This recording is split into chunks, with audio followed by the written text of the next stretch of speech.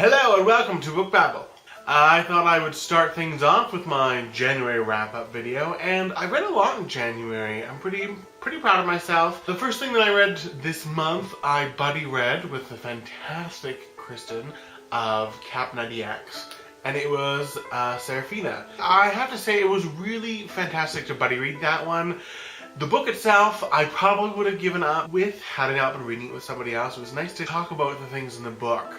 This is part of a series. A new one comes out this year.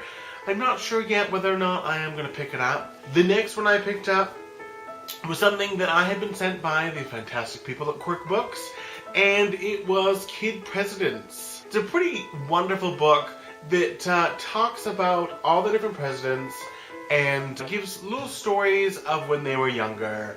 It's a pretty motivational book because it really shows that anybody can do wonderful things. You know, I think that's one thing about celebrity culture that we forget about, is that they are just normal people. This guy was fantastic.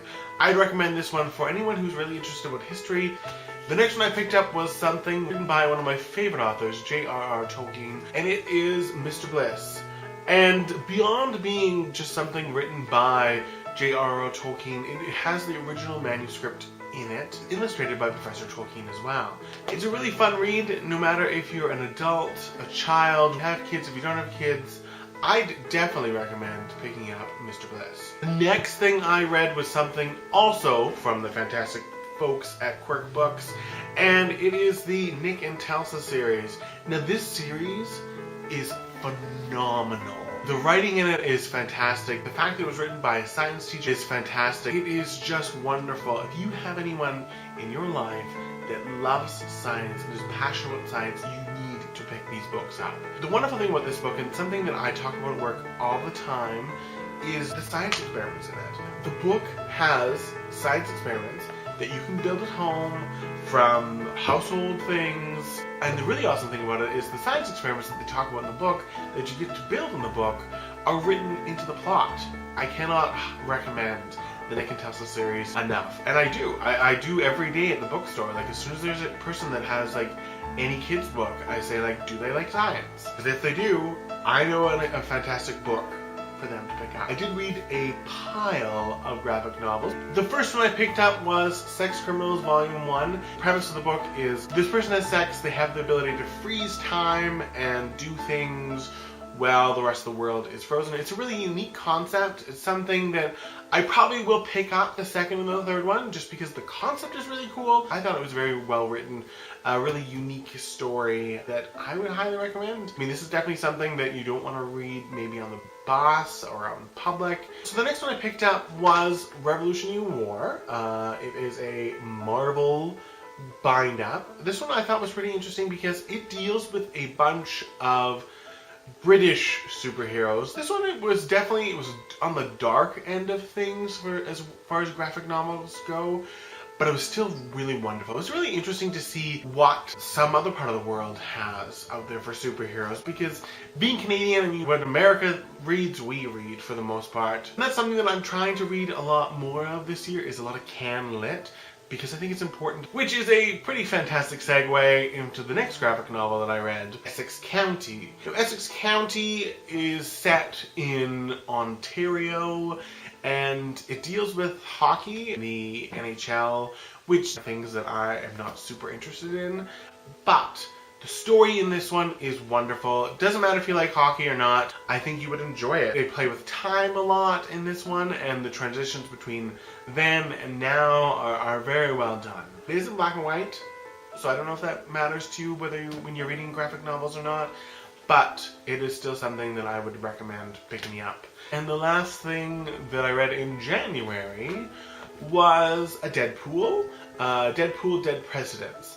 Now, I had read Deadpool before, and I thought he was really weird.